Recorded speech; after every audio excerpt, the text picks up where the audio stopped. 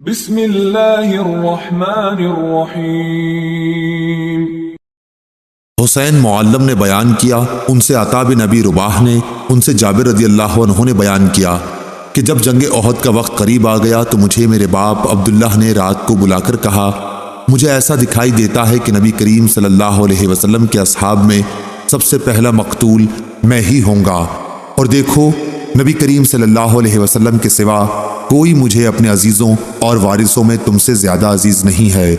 میں مقروض ہوں، اس لیے تم میرا قرض ادا کر دینا اور اپنی 9 بہنوں سے اچھا سلوک کرنا۔ چنانچہ صبح ہوئی تو سب سے پہلے میرے والد ہی شہید ہوئے۔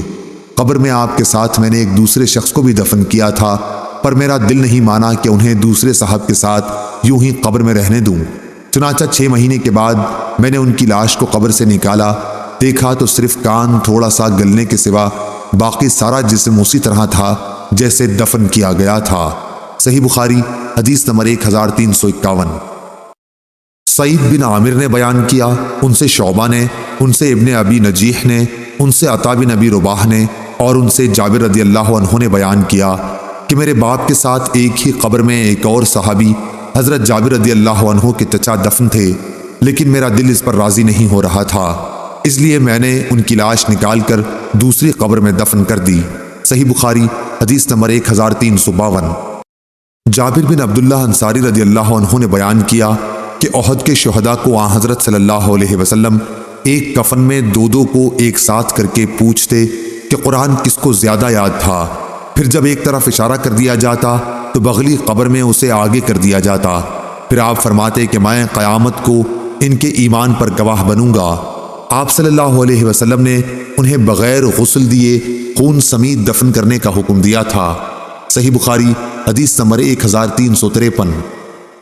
سالم بن عبداللہ نے خبر دی کہ انہیں ابن عمر رضی اللہ عنہ نے خبر دی کہ عمر رضی اللہ عنہ رسول اللہ صلی اللہ علیہ وسلم کے ساتھ کچھ دوسرے اصحاب کی معیت میں ابن سیاد کے پاس گئے۔ آپ کو وہ بنو مغالہ کے مکانوں کے پاس بچوں کے ساتھ کھیلتا ہوا ملا۔ ان دنوں ابن سیاد جوانی کے قریب تھا، اسے آن حضور صلی اللہ علیہ وسلم کے آنے کی کوئی خبر ہی نہیں ہوئی، لیکن آپ صلی اللہ علیہ وسلم نے اس پر اپنا ہاتھ رکھا تو اسے معلوم ہوا۔ پھر آپ صلی اللہ علیہ وسلم نے فرمایا، اے ابن سیاد، کیا تم گواہی دیتے ہو کہ میں اللہ کا رسول ہوں؟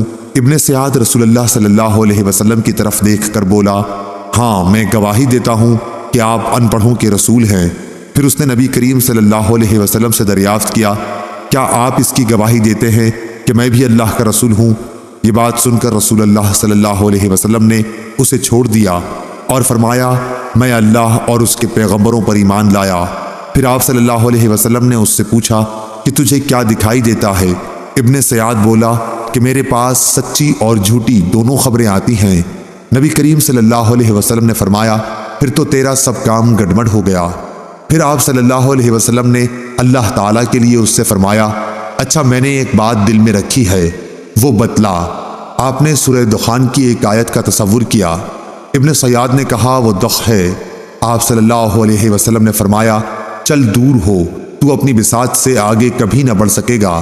حضرت عمر رضی اللہ عنہ نے فرمایا، یا رسول اللہ مجھ کو چھوڑ دیجئے، میں اس کی گردن مار دیتا ہوں۔ آپ صلی اللہ علیہ وسلم نے فرمایا، اگر یہ دجال ہے تو اس پر غالب نہ ہوگا، اور اگر دجال نہیں ہے تو اس کا مار ڈالنا تیرے لیے بہتر نہ ہوگا۔ صحیح بخاری حدیث نمبر 1354۔ سالم نے کہا کہ میں نے عبداللہ بن عمر رضی اللہ عنہ سے سنا، وہ کہتے تھے، پھر ایک دن آن حضرت صلی اللہ علیہ وسلم اور ابی بن کعب رضی اللہ عنہ دونوں مل کر ان کھجور کے درختوں میں گئے جہاں ابن سیاد تھا۔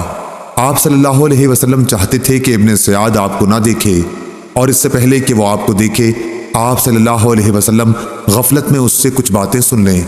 آخر آن حضرت صلی اللہ علیہ وسلم نے اس کو دیکھ پایا، وہ ایک چادر اوڑھے پڑا تھا، کچھ گن گن یا پھن پھن کر رہا تھا، لیکن مشکل یہ ہوئی کہ ابن سیاد کی ماں نے دور ہی سے آن حضرت صلی اللہ علیہ وسلم کو دیکھ پایا۔ آپ صلی اللہ علیہ وسلم کھجور کے تنوں میں چھپ چھپ کر جا رہے تھے، اس نے پکار کر ابن سیاد سے کہہ دیا، صاف، یہ نام ابن سیاد کا تھا، دیکھو محمد آن پہنچے۔ یہ سنتے ہی وہ اٹھ کھڑا ہوا۔ آن حضرت صلی اللہ علیہ وسلم نے فرمایا، کاش اس کی ماں ابن سیاد کو باتیں کرنے دیتی تو وہ اپنا حال کھولتا۔ شعیب نے اپنی روایت میں زمزمہ، فرفصہ اور عقیل نے رمرمہ نقل کیا ہے، اور معمر نے رمزہ کہا ہے۔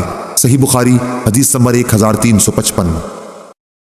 حماد بن زید نے بیان کیا، ان سے ثابت نے، ان سے انس بن مالک رضی اللہ عنہ نے بیان کیا کہ ایک یہودی لڑکا عبد القدوس نبی کریم صلی اللہ علیہ وسلم کی خدمت کیا کرتا تھا۔ ایک دن وہ بیمار ہو گیا۔ آپ صلی اللہ علیہ وسلم اس کا مزاج معلوم کرنے کے لیے تشریف لائے اور اس کے سرہانے بیٹھ گئے اور فرمایا کہ مسلمان ہو جا۔ اس نے اپنے باپ کی طرف دیکھا، باپ وہیں موجود تھا۔ اس نے کہا کہ کیا مضائقہ ہے؟ ابو القاسم صلی اللہ علیہ وسلم جو کچھ کہتے ہیں مان لے۔ چنانچہ وہ بچہ اسلام لے آیا۔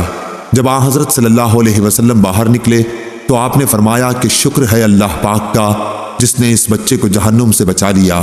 صحیح بخاری حدیث نمبر 1356۔ عبید اللہ بن زیاد نے بیان کیا کہ میں نے عبداللہ بن عباس رضی اللہ عنہ کو یہ کہتے سنا تھا کہ میں اور میری والدہ آن حضرت صلی اللہ علیہ وسلم کی ہجرت کے بعد مکے میں کمزور مسلمانوں میں سے تھیں، میں بچوں میں اور میری والدہ عورتوں میں۔ صحیح بخاری حدیث نمبر 1357۔ شعیب نے خبر دی، انہوں نے بیان کیا کہ ابن شہاب ہر اس بچے کی جو وفات پا گیا ہو نماز جنازہ پڑھتے تھے، اگرچہ وہ حرام ہی کا بچہ کیوں نہ ہو، کیونکہ اس کی پیدائش اسلام کی فطرت پر ہوئی، یعنی اس صورت میں جبکہ اس کے والدین مسلمان ہونے کے دعوے دار ہوں۔ اگر صرف باپ مسلمان ہو اور ماں کا مذہب اسلام کے سوا کوئی اور ہو، جب بھی بچے کے رونے کی پیدائش کے وقت اگر آواز سنائی دیتی تو اس پر نماز پڑھی جاتی، لیکن اگر پیدائش کے وقت کوئی آواز نہ آتی تو اس کی نماز نہیں پڑھی جاتی تھی، بلکہ ایسے بچے کو کچا حمل گر جانے کے درجے میں سمجھا جاتا تھا، کیونکہ حضرت ابو ہریرہ رضی اللہ عنہ نے روایت کیا ہے کہ نبی کریم صلی اللہ علیہ وسلم نے فرمایا کہ ہر بچہ فطرت اسلام پر پیدا ہوتا ہے، پھر اس کے ماں باپ اسے یہودی یا نصرانی یا مجوسی بنا دیتے ہیں۔ جس طرح تم دیکھتے ہو کہ جانور صحیح سالم بچہ جنتا ہے، کیا تم نے کوئی کان کٹا ہوا بچہ بھی دیکھا ہے؟ پھر ابو ہریرہ رضی اللہ عنہ نے اس کی آیت کو تلاوت کیا، یہ اللہ کی فطرت ہے جس پر اس نے لوگوں کو پیدا کیا ہے، الآیہ۔ صحیح بخاری حدیث نمبر 1358۔ یونس نے خبر دی، انہیں زہری نے، انہیں ابو سلمہ بن عبد الرحمن نے خبر دی، اور ان سے ابو ہریرہ رضی اللہ عنہ نے بیان کیا کہ رسول اللہ صلی اللہ علیہ وسلم نے فرمایا کہ بچہ فطرت پر پیدا ہوتا، لیکن اس کے ماں باپ اسے یہودی یا نصرانی یا مجوسی بنا دیتے ہیں، بالکل اسی طرح جیسے ایک جانور ایک صحیح سالم جانور جنتا ہے، کیا تم اس کا کوئی عضو پیدائشی طور پر کٹا ہوا دیکھتے ہو؟ پھر ابو ہریرہ رضی اللہ عنہ نے فرمایا کہ یہ اللہ تعالیٰ کی فطرت ہے جس پر لوگوں کو اس نے پیدا کیا ہے، اللہ تعالیٰ کی خلقت میں کوئی تبدیلی ممکن نہیں، یہی دین قیم ہے۔ صحیح بخاری حدیث نمبر 1359۔ ابراہیم بن سعد نے صالح بن کیسان سے خبر دی، انہیں ابن شہاب نے، انہوں نے بیان کیا کہ مجھے سعید بن مسیب نے اپنے باپ مسیب بن حزن رضی اللہ عنہ سے خبر دی، ان کے باپ نے انہیں یہ خبر دی کہ جب ابو طالب کی وفات کا وقت قریب آیا تو رسول اللہ صلی اللہ علیہ وسلم ان کے پاس تشریف لائے، دیکھا تو ان کے پاس اس وقت ابو جہل بن ہشام اور عبداللہ بن ابی امیہ بن مغیرہ موجود تھے۔